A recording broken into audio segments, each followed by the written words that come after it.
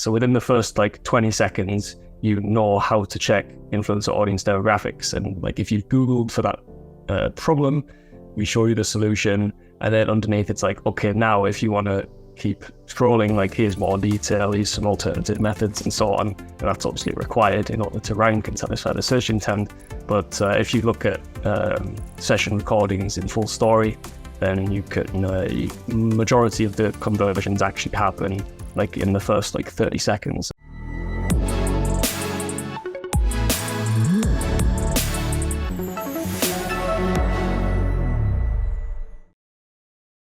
Before we jump into today's episode, I'd like to give a quick shout out to the sponsor for this episode, Ahrefs.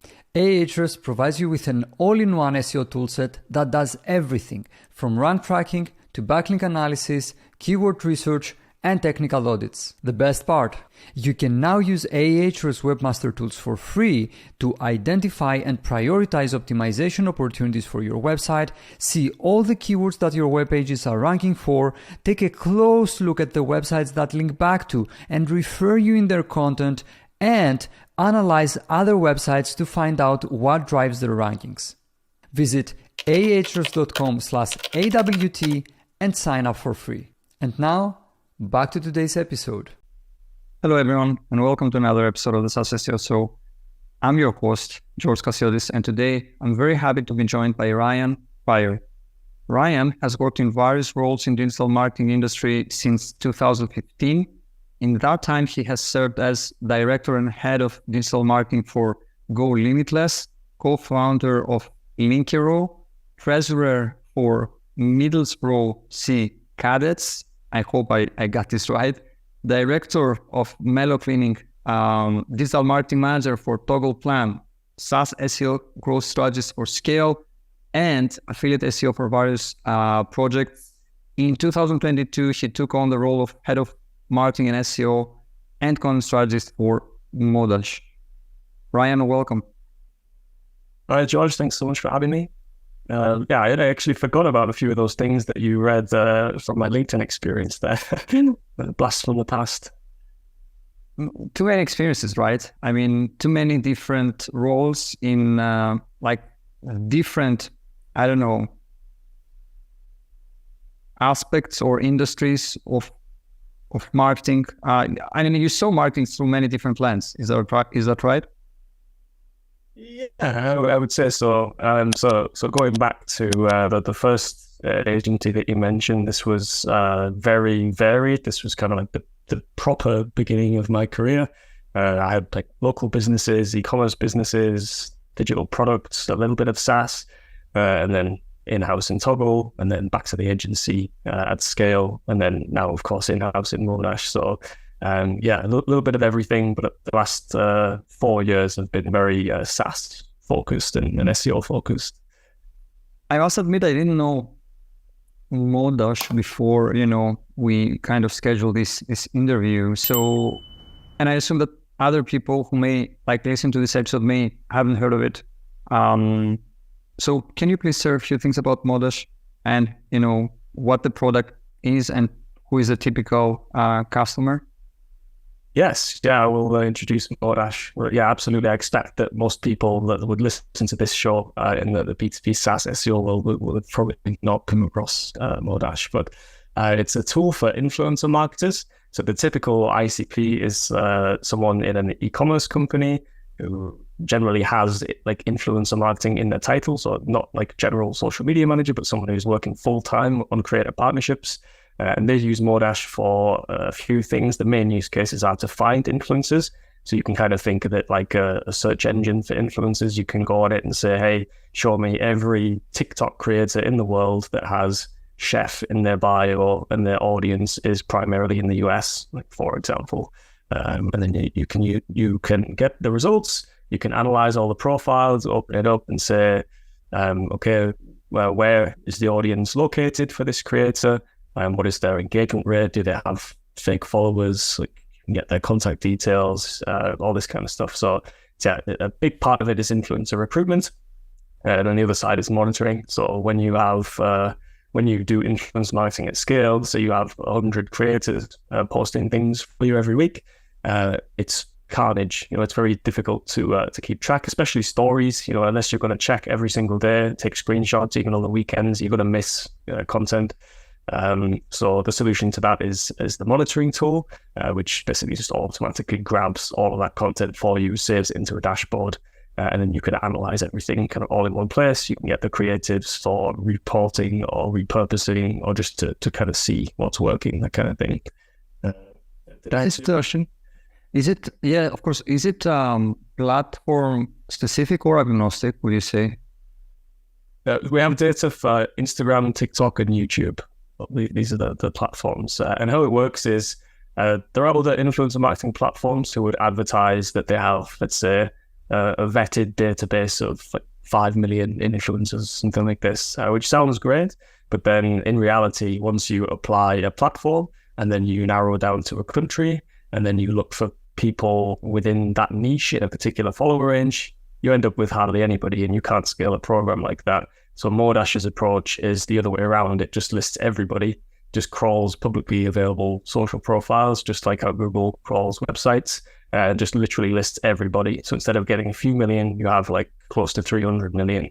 Then we provide the filters so you can find anybody in the world, any niche. That's like the kind of angle of the product. Okay, so you can get very granular, let's say, with your searches, right? Yeah, so you have you can filter by audiences, like who is the creator actually reaching. You can also filter based on the creator's own location or gender or whatever.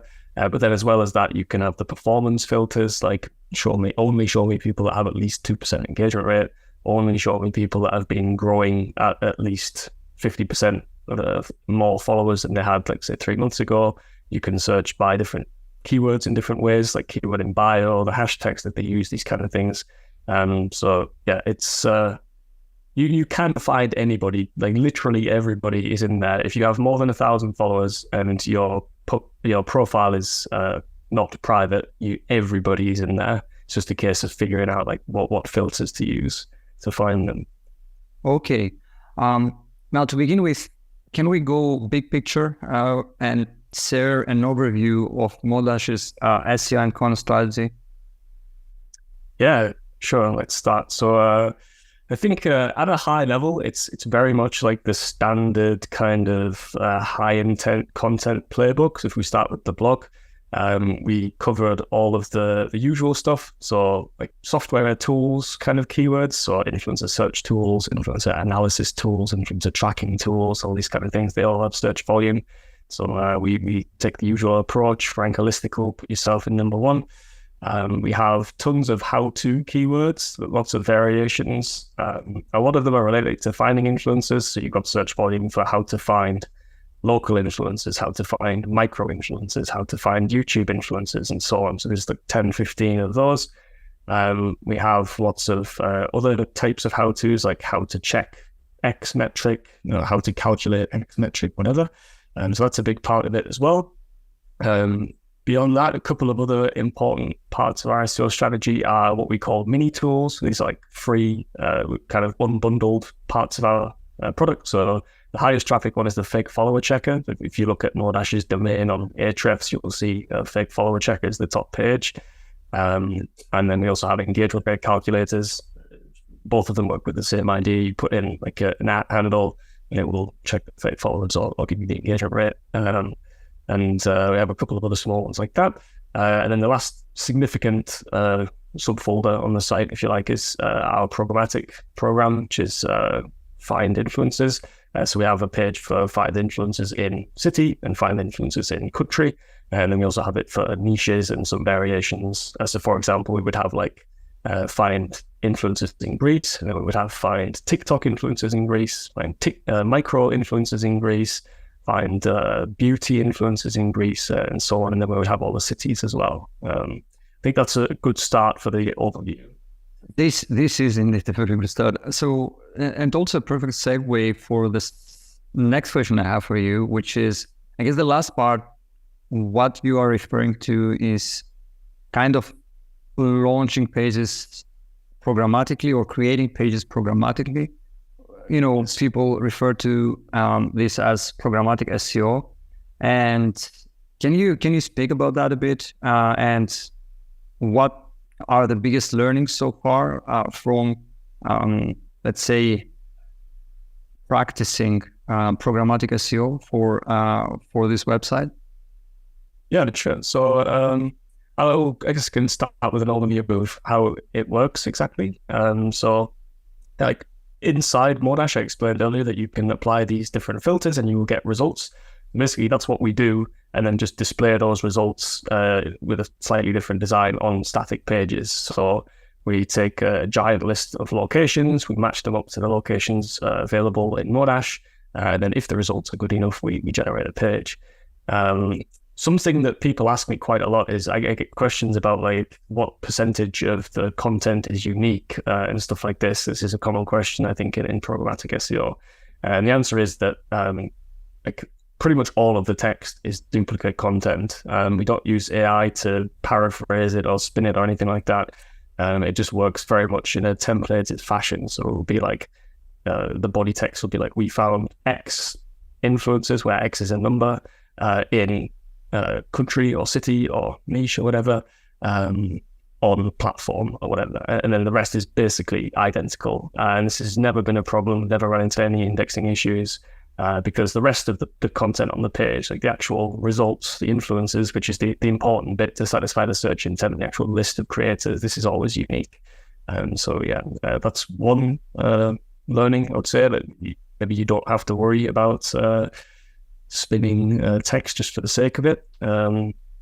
But another thing that is interesting perhaps is that quite a lot of people that search this type of query are maybe not RICP. Like if you search influencers in Greece, it doesn't mean that you're a brand looking to hire creators, right? And we accept that, and maybe the conversion rate is a little bit lower than it would be on one of the high intent blogs that I shared before. But the approach is that we deliver like the creator, we give some kind of standard metrics like the follower count and maybe the engagement rate. Then we try and provide a few extra data points which are like a little bit interesting that you wouldn't be able to get just on Instagram as a kind of a teaser, like this is the information that you could get from Modash, kind of prove like there's more data here available. And then we use CTAs that make that clear as well, like get audience breakdown or check contact details, things like that. Yeah, I'll pause for a minute. Does that make sense? Does it give you a follow-up question? It does. I guess a follow-up question I have here is, like, in your experience, what are the elements that kind of make such a page successful? Is it like, curating the best influencers for that niche or for that country or area, region, whatever? Is it the little metrics that, add that extra something to the conversation, because these are metrics that only Modash can offer and the rest of the search results don't have? So this gives you an edge over other websites and search results. What are the signals, like the positive signals that you see from these pages that as an extension give a positive signal to Google that, this is a page that you should rank because it, offers a cohesive experience to the search engine users? Yeah, so I think maybe not specific to Modash, but starting off at a bit higher level, I think it's really just the same as any other page. You need to satisfy the search intent. It needs to look nice and be nice to use and just have what the person is looking for, right? That's like the super basic thing. So the trick there with a programmatic project is to kind of template everything very nicely, really work hard on the first page, get it how you want it in terms of design and also in terms of text, like have a repeatable meta title formula. So again, for us, it would be like top 20 country influencers, maybe find Greek influencers or something like this, something that's repeatable. And then specific to Modash, we do have competitors that have this type of project as well that perform worse than ours. And I think one of the big things that gives us an advantage is that we just tried a little bit harder with the results. So other competitors are probably using a similar methodology where they apply some filters to a database and then display the results. But typically, if you do that, sometimes it just doesn't work very well. So like, for example, if you want to display a page of Greek influencers, having the influencer's location set to Greece might not be enough. You might get some bad results with that. So we took a little bit more care with the filters, did a little bit of trial and error. We also chose not to display some pages that didn't work. So try and think of an example. So we have some pages that work by keyword in bio. So we have like tennis influencers and fishing influencers, for example. And those two work great. But then if you try and do that for like mom influencers, which has a lot of search volume, you get results that say like car mom and plant mom and stuff like that. And like it just takes a bit more effort to filter them down and find the right results. And I think our competitors don't do that. They just display everything. Like and the results are sometimes not very good, if that makes sense. One question I have: do pages pre-exist, or they are created? They've been created. They are created as the search happens on the website. They're pre-created. Yeah, there's no element of dynamic page creation at the moment. No. Okay, that makes sense. Now, according to Ahrefs, a significant amount of your traffic comes from pages with, but you kind of touched on free mini tools you have created where people can try some of your features for free. An example that you said is the fake follower check. Can you speak about these pages? Do they, I mean, the main purpose they serve is just driving traffic and awareness, or anything you can serve, of course, they can help in terms of like acquisition as well? They definitely help in terms of acquisition. They're quite high volume, so they get a lot of traffic. The fake follower tool, for example, has about 130,000 in organic traffic for the last 30 days. And the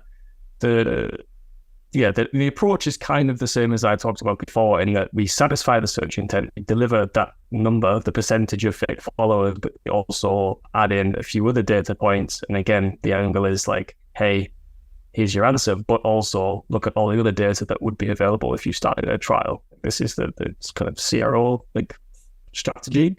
The average quality is very low. So we have, there's been months where that particular tool has driven like over 2,000 trial signups, and quite a lot of them are influencers, creators that are just checking their own account, or people who are just curious. But enough of them are ICPs that it's worth maintaining that tool and investing resources into having it rank. One extra interesting thing about the fake follower tool in particular is that we on TikTok, we create extra search volume for the fake follower tool. So we have videos that say like, how many fake followers does Kim Kardashian have, for example, and then we record the process. We record the screen of typing in fake follower check into Google, clicking on Modash, and then pasting the @ handle into the tool and then getting the result. And of course, because there's no clickable link in those TikTok videos, people replicate the behavior. So they go and type in fake follower check, they click on Modash, and then they try it. So really interesting thing there is that our click-through rate for that phrase, fake follower check, is like nearly 70%, which is insane for a non-brand keyword. And that's because people are searching word when they're looking for our tool specifically. Does that make sense? It does. A question I have here: are these tools like reliant on platform APIs, for example, Instagram? No. It's we have our own data sources, and yeah, that's actually a big product advantage. I probably won't go into it too much on this podcast. It's a bit irrelevant, but there is competitors in the space that have suffered from changes from the platform APIs, and our approach is not dependent on them, which is a very big advantage. Since we kind of touched on conversions, I would like to continue and discuss a bit more what learnings have you like gotten from on working on this website in terms of conversion optimization. And if we can make it like practical and even share an example from your blog, that would be great. In terms of what works when it comes to not only getting traffic but also like translating some of that traffic into like signups and then revenue for company. Gotcha. Are we talking blog posts, landing pages, mini tools? Blog post, and the most I guess applicable, right? Yeah.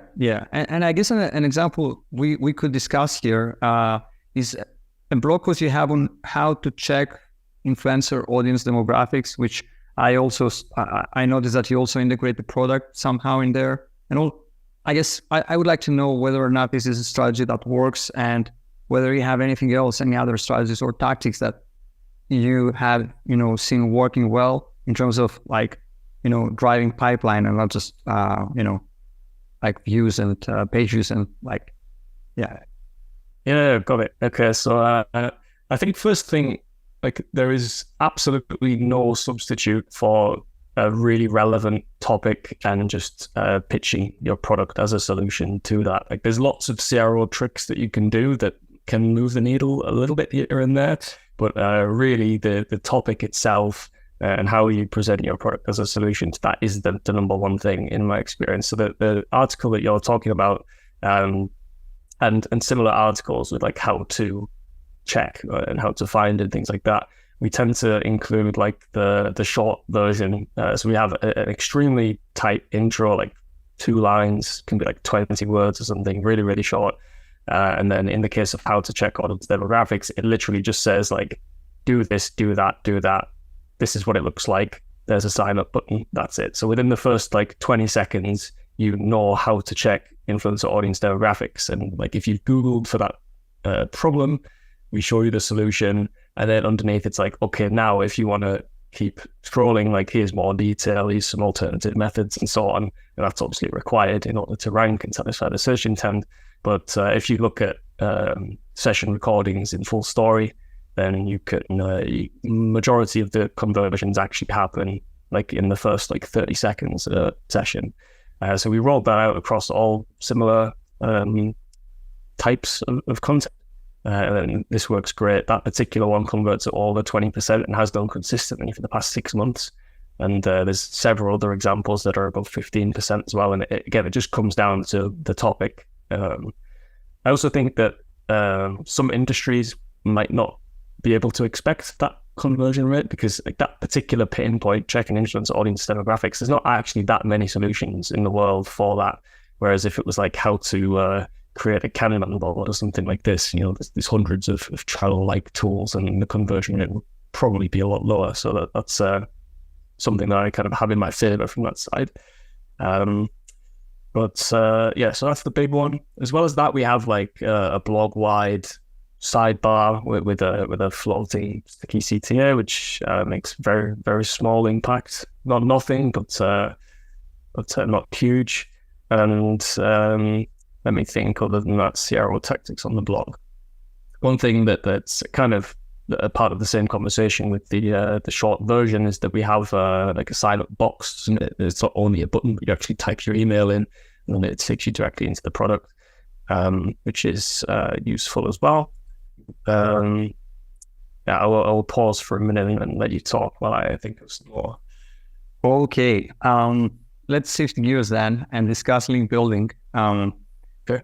I've seen one of your recent LinkedIn posts that link building has worked well for you in terms of rankings, visibility, I guess traffic. Can you speak about your general approach to link building? Yeah, so there's a few different strategies, of course, with link building. The one that we've primarily used is relationship-based exchanges, which I think some people are a bit skeptical of. But I've employed them with great success for Modash and in the past and on my own site as well. So kind of the high level version of how that works is that you would, so let's say you write a guest post, and instead of just earning one link to your site from all the effort that you put into that guest post, you go to 3 people in your network that are in a similar space and say, hey, I'm writing about this topic. You have this page that's relevant. If I link to it, can you give me a link in return? Makes this kind of reciprocal linking, but not from one site directly back to the same site, if that makes sense. So we write a guest post, we give someone else a link, we help that out, then they give us a link back from their blog. That's like the high level idea. And the great thing about being able to get link inserts from people in your networks like that is that you can you can go on Ahrefs, you can review their top pages, and you can get highly relevant links from pages that actually rank, pages that actually have internal links, that have external backlinks, and potentially even referral traffic as well. And yeah, I'm confident to say that it really made a big difference in the past year, our SEO journey. Okay. Yeah, I mean, I've heard about this several times, and of course, it's something that requires some time, like reaching out to websites and building relationships and maintaining these relationships. Right? It's not just like closing a new partnership. It's like keep making sure that you keep the partnership active, and then of course you need to like write the content and like wait for the content to be approved. I don't know, link building in general is tough. Yeah, definitely. Yeah, it is tough. You do have, sorry, go ahead. I was going to say, we have, other interesting thing is that once we've reached number 1 for some of these terms, especially for the free tools, we then start to earn links as well. So which really helps you to kind of stay there. It's like with the fake follower checker example, we've never dropped from number 1 for months and months. A typical kind of number 1 rank tracking graph might be like this, where like every now and again you just dip for a day. Maybe the client panics, but we know that it's going to come back.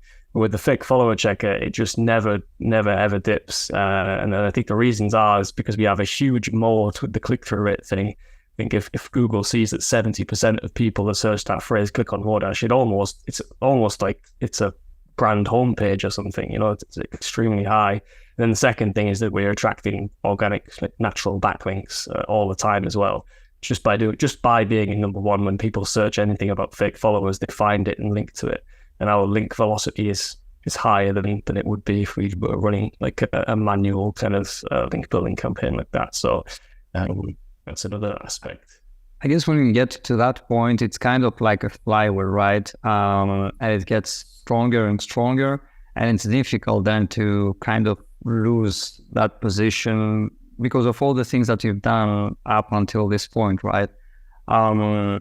You use a term that I'm very interested in. The term is influencer-led YouTube SEO. Can you please let us know what this term is all about? Yeah, it's just a fancy way of saying that you hire creators to make videos for you that intend to rank for a specific search term. So let's say for us, I mentioned earlier that we have a lot of success attracting sign-ups and customers through how to find various types of influencers. This is like the number 1 use case for Modash. So on Google, we invest a lot of time and money into ranking for all of those variations.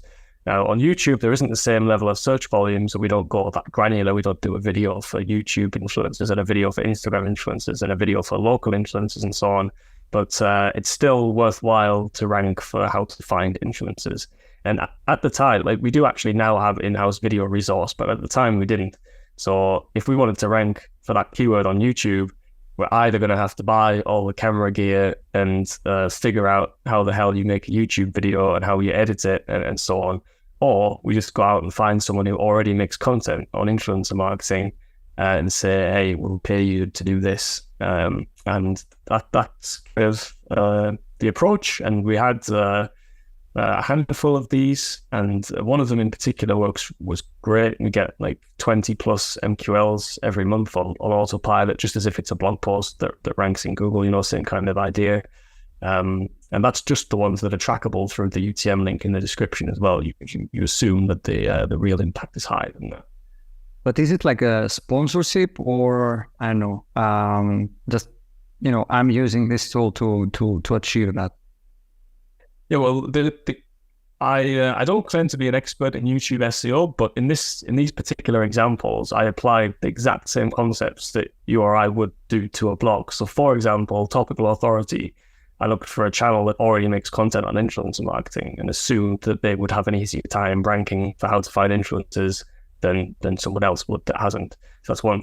Second thing is search intent. If you want to rank for how to find influencers on Google, you write, here's 8 ways to find YouTube influencers. And then number 1 is use Modash. Number 2 is create a brand ambassador program. Number 3 is search on Google, like whatever, like different methods. So we did the exact same thing on YouTube. It's like 5 easy ways to find influencers. Number 1, use Modash. It's exactly the same thing, and it worked perfectly.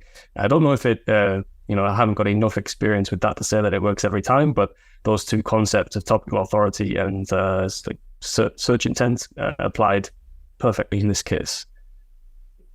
I see, and it's interesting because I guess it's one of these things that we don't get to hear very often. And while we know the importance and the power that like leveraging another brand's or individual's audience can have, right? Yeah, but the great part is that we weren't actually leveraging the other person's audience. So if we were trying to find creators that had, say, 1 million subscribers, that would cost, thousands and thousands to get a dedicated video, maybe above 10K for a dedicated video. But because this person only had a few thousand subscribers, their rates are a lot lower. But we don't care about that because the goal is to rank in YouTube. Our goal is the recurring views every month from organic. So it doesn't matter that they don't have subscribers, which makes the content a lot cheaper initially. That's a good point. On a completely different topic, what are your thoughts on AI content? Yeah, I'm not sure I have anything super interesting to say on this topic. At Modash, we haven't successfully implemented really any AI into our content workflow. Tested around a little bit, but our standards are extremely high, and anything that we've done with it so far has been a case of just rewrite the entire thing for now. We do use AI in other ways. So, like, for example, one way is that our CMS is Webflow, and Webflow misses some really basic features, like for example on WordPress, where you could create a table or make a button. That doesn't exist in collections in Webflow, which blows my mind. But you can just do it with custom code. So you can ask ChatGPT to write the HTML and CSS required, JavaScript if necessary, and that's become probably the most common use case for AI. But in terms of actual content writing, there's currently no application in our team. Okay, I don't know, but in the beginning there was this frenzy of getting on the AI boat, and now both from people working at companies and from agencies, and now I kind of see people to dial back a bit and not change their opinions, but kind of be a bit more skeptical about it, which is a good thing, I want to believe. What about Google's SG? Yeah, same kind of thing. I don't think I would have anything new to add to that particular conversation. I think anything I say here has probably been said before. I would say that I am mildly concerned about it. I'm fully aware that Google needs publishers. It needs to reward content creators. It needs its ad clicks and all this kind of stuff. But at the same time, I do kind of expect that the net result will be lower number of clicks on organic search, which is mildly concerning. But especially like for a business like ours, which our primary go-to-market channel is SEO content. This is where the majority of our acquisition efforts are placed. But yeah, it's still early. I don't think that we've suffered from it in any capacity so far, and I don't claim to to have an answer for what will happen in the next year, but we'll see. Let's see how this plays out. After all, at the moment, it's still in beta. The public version may be very different from what we see right now. Before we go, I would like to know a few things about Marketing Arsenal, which is a site of yours. What is the website all about, and what plans, if any, do you have for it for the future?